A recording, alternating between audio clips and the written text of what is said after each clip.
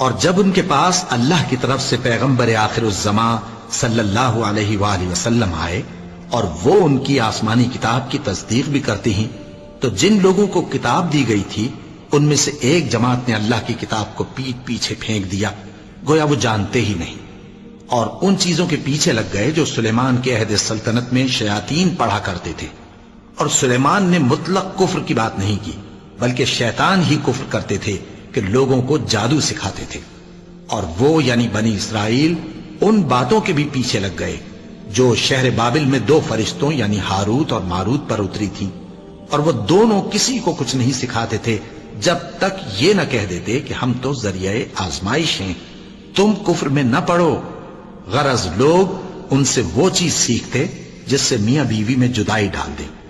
اور اللہ کے حکم کے سوا وہ اس چیز سے کسی کا کچھ بھی نہیں بگاڑ سکتے تھے۔ اور کچھ ایسا